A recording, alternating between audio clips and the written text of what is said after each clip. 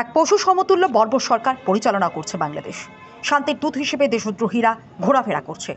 সেখানে হিন্দুদের উপর বর্বরোচিত আক্রমণ সংঘটিত করছে মৌলবাদী সরকার। এর বিরুদ্ধে সকলকে রুখে দাঁড়ানোর আহ্বান জানান মন্ত্রী সুধাংশু দাস। তিনি আরও বললেন, ভারতবর্ষ একমাত্র দেশ যেখানে সমস্ত ধর্মের মানুষের বসবাস এবং এর মধ্যে সনাতন ধর্মের সংখ্যা সবচেয়ে বেশি। এই ধর্মের মানুষ সকলে মিলে এক পরিবার হিসেবে শান্তিতে থাকতে ভালোবাসে। কিন্তু এই শান্তি নষ্ট করার জন্য ভারতবর্ষ কিছু মৌলবাদী, জেহাদি এবং হিন্দু বিরোধী আছে। সকলে মিলে একত্রিত হয়ে তাদের বিরুদ্ধে বৃহত্তর আন্দোলন গড়ে তোলার আহ্বান জানান মন্ত্রী সুধাংশু দাস। পুরো বিশ্বে একটা সংকটময় পরিস্থিতি চলছে। বাংলাদেশে যে জঘন্যতম এবং অমানবিক একটা সরকারের যে পরিস্থিতি আমরা দেখছি, এটা মানবিকতাকে পর্যন্ত হার মানাচ্ছে। এটা মানবিক মূল্যবোধকে সরাসরি হত্যা করছে। আল কায়দা টেরোরিস্ট আজ বাইরে ঘুরাচ্ছে শান্তির দূত হিসাবে, আর ইসকনের যিনি সেই চিন্ময় কৃষ্ণ প্রভু, জীবনে যিনি তার মুখ দিয়ে কোনো কটুকতা বেরোয়নি, জীবনে যারা হাতে লাঠি পর্যন্ত নেয়নি, সারাক্ষণ কৃষ্ণ নাম করে যারা মানুষের মধ্যে শান্তি সম্প্রীতির বার্তা ছড়ায়, সেই চিন্ময় কৃষ্ণ প্রভু সহ অন্যান্য সাধু সন্তদের নির্মমভাবে, অন্যায়ভাবে তাদেরকে মারা হচ্ছে এবং জোরপূর্বক তাদেরকে জেলে পাঠানো হচ্ছে।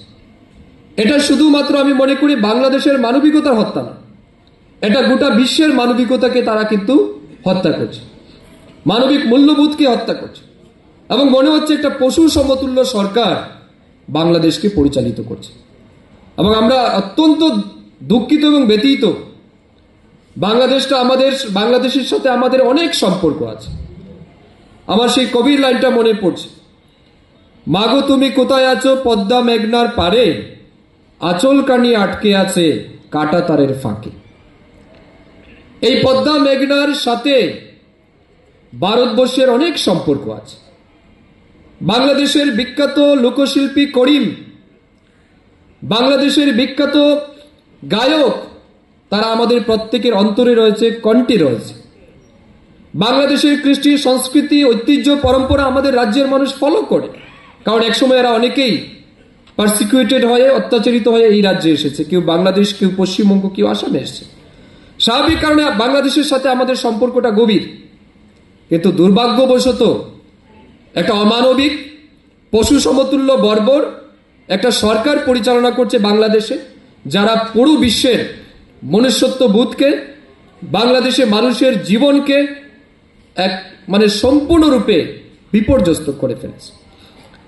আমি ভারত সরকারের মাননীয় প্রধানমন্ত্রী, গৃহমন্ত্রীর কাছে আবেদন রাখবো, বাংলাদেশি হিন্দুদের পাশে দাঁড়াতে হবে আমাদের, কারণ এরা আমাদের ভাই, এরা আমাদের আত্মীয়, এদের সাথে আমাদের আত্মার সম্পর্ক আছে।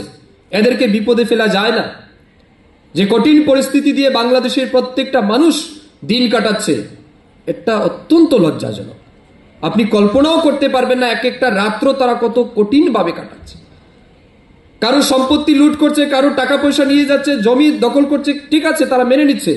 কিন্তু তাদের মেয়েদেরকে, স্ত্রীদেরকে তাদের সামনে তুলে এনে 10 জন 15 জন জিহাদি কট্টরপন্থীরা দর্শন করছে, মেরে ফেলছে। এটা কোন মানবিকতা মানবে? এটা কারা মানবে? সেটা এরকম একটা মৌলবাদী সরকার, আমরা তার তীব্র নিন্দা জানাইছি সরকারের সেই ন্যাক্কারজনক পরিচালনার জন্য। আমি আবেদন রাখবো রাজ্যের মানুষের কাছে, সময় এসছে, সত্যটাকে সত্য বলতে হবে, সত্যকে মানতে হবে এবং সত্যকে অনুভব করে আগামী দিন আমাদের পরিকল্পনাও নিতে হবে। আমাদের রাজ্যের কৃষ্টি, সংস্কৃতি, ঐতিহ্য, পরম্পরা, এগুলিকে বাঁচিয়ে রাখার জন্য আমাদের সবাইকে একত্রিত হয়ে চলতে হবে। আমাদের দেশ একমাত্র ভারতবর্ষ যে দেশে বিশ্বের সমস্ত ধর্মাবলম্বী মানুষ, ভাষাভাষী মানুষ, বিচারধারার মানুষ এখানে শান্তিতে থাকতে পারে। কেন জানেন? কারণ এখানে সনাতন বিচারধারা বহু সংখ্যক। একমাত্র বিচারধারা সনাতন বিচারধারা, যে বিচারধারা বলে সর্বে ভবন্তু সুখিনঃ, সর্বে সন্তু নিরাময়া, সর্বে ভদ্রাণি পশ্যন্তু মা কশ্চিৎ দুঃখ ভাগ বলে। আমাদের বিচারধারা একমাত্র বিচারধারা যে বিশ্বের সমস্ত মানুষের সুস্থতা এবং নিরূপ কামনা করে। আমাদের বিচারধারা একমাত্র বিচারধারা যে বিচারধারা বিশ্বের সমস্ত মানুষের মঙ্গলময় জীবন কামনা করে। তাই তো আমরা বলি বসুধৈব কুটুম্বকম, এই বিশ্বের সমস্ত মানুষ এক পরিবার, যার কারণে এখানে সমস্ত মানুষ শান্তিতে থাকতে পারে।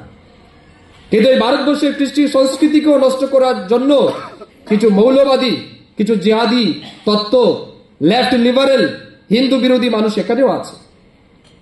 ফিলিস্তিনিতে হামাসের আতঙ্কবাদী মরার পরে যারা চোখের জল ভাসিয়ে ফেলে, কাঁদতে কাঁদতে যাদের অবস্থা খারাপ হয়ে যায়, তারা বাংলাদেশের হিন্দু হত্যায় তারা নীরব থাকে। ওই লেবাননের হিজবুল্লাহ আতঙ্কবাদী মরার পর যারা রেজুলেশন পাস করে বিশ্বকে, ইউনাইটেড নেশনকে পাঠায়, তারা বাংলাদেশের হিন্দু হত্যা, হিন্দু নিধনে তারা চুপ থাকে। এই বিচার দ্বারা, এই কমিউনিজমের বিচার দ্বারা, লেফট লিবারেলের বিচার দ্বারা, জিহাদি বিচার দ্বারা, মৌলবাদী বিচার দ্বারা আমাদের দেশেও আছে, আমাদের রাজ্যেও আছে। এদের বিরুদ্ধে আমাদের সতর্ক থাকতে হবে, এদের বিরুদ্ধে আমাদের সতর্ক থাকতে হবে এবং তাদের বিরুদ্ধে আমাদের গর্জেও উঠতে হবে। তাই সাথী, সময় এসছে আমাদের সবাইকে ইউনাইটেড হতে হবে। ব্রিটিশরা সেই পলিসি নিয়েছিল কি, divided we rule, divide and policy. Divide and পলিসির মাধ্যমে ব্রিটিশরা ভারতবর্ষকে 200 বছর শাসন করেছে। Mataram, there is a saying, united we stand, divided we fall. আমরা যদি ইউনাইটেড থাকি আমরা দাঁড়াতেই পারবো, আমরা মোকাবেলা করতে পারবো সমস্ত যুদ্ধকে, সমস্ত প্রতিকূল পরিস্থিতিকে। কিন্তু আমরা যদি ডিভাইডেড হয়ে যাই তাহলে বাংলাদেশের মতো পরিস্থিতি আমাদের এখানে হবে। তা আমি আবেদন করবো আপনাদের সবাইকে, সত্যটাকে মানুন। আপনারা যারা গীতায় বিশ্বাস করেন, শাস্ত্রে বিশ্বাস করেন, শাস্ত্র কি বলে জানেন? যারা সত্যের অনুসারে, যারা সত্য কথা বলে, যারা সৎ পথে চলে, তারা স্বয়ং ভগবানের কুলে শায়িত থাকে, তারা স্বয়ং ভগবানের কুলে শায়িত থাকে। স্বামী বিবেকানন্দ বলেছিলেন,